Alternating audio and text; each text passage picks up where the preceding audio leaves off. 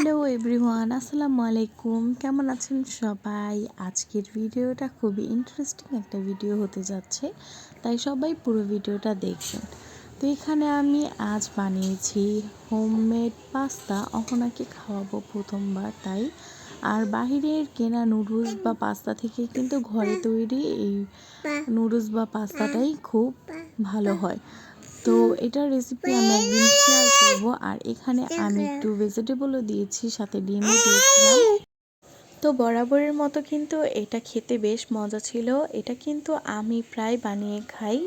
তো এরপরে বিকালবেলা মায়ের বাসায় চলে গিয়েছিলাম অহনাকে রেখে। আজকে যাব একটা হোম সার্ভিস দিতে, তো তাই মায়ের বাসায় চলে আসছি। আর এই যে অহনা কিন্তু তার নানির কোলে ওঠার জন্য কান্না করছিল, আর এখন সে এই যে খেলা করছে। আর আমি এই যে চলে আসছি শাকারি বাজার।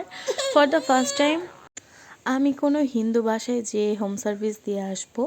তো এখানে আমি মেনলি করব কয়েকটা পার্টি মেকআপ আর হেয়ার স্টাইল। তো এই যে আমরা বাসার ভিতরে চলে আসছি, আর এই যে দেখতে পাচ্ছেন কাঁচা ফুলের তৈরি গয়না ছিল। গোলাপ এবং রজনীগন্ধার গয়নাগুলো কিন্তু খুবই ভালো লাগে। আর এখানে আমরা সব ঠিকঠাক মতো দেখতেছিলাম যে কি কি আছে। তো এখানে কানের দুল, তারপর গলায় এবং কোমর বিছা সব কিছুই ছিল।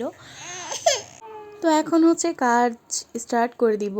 তো এই যে এটা আমার মেকআপের ফাইনাল লুক। কেমন হয়েছে? তো ওর যে বেসটা ছিল একদম ন্যাচারাল করা হয়েছিল, কারণ এই পিচিটার মা বলতেছিল যেন একদম ন্যাচারাল লুক করে দিই, কারণ বাবুটার স্কিন টোন অনেক বেশি ডার্ক ছিল। তো ওর মা বলতেছিল যেন বেশি লাইট টোনের মেকআপ না করা হয়। আর ওর গলায় যখন আমি মেকআপ করতে যাচ্ছিলাম, তখন ওর মা বলছিল যেন গলায় না মেকআপ করা হয়, গলায় মেকআপ করলে নাকি ওকে চেনা যাবে না, তাই গলায় মেকআপ করতে না বলেছিল। আর এই যে এটা আরেকটা হেয়ার স্টাইল। কেমন হয়েছে কমেন্টসে জানাবেন। তো এই পর্যন্তই ছিল ভিডিও। ভালো লাগলে সবাই একটা লাইক দিয়ে দিবেন আর আমার চ্যানেলটাকে সাবস্ক্রাইব করবেন।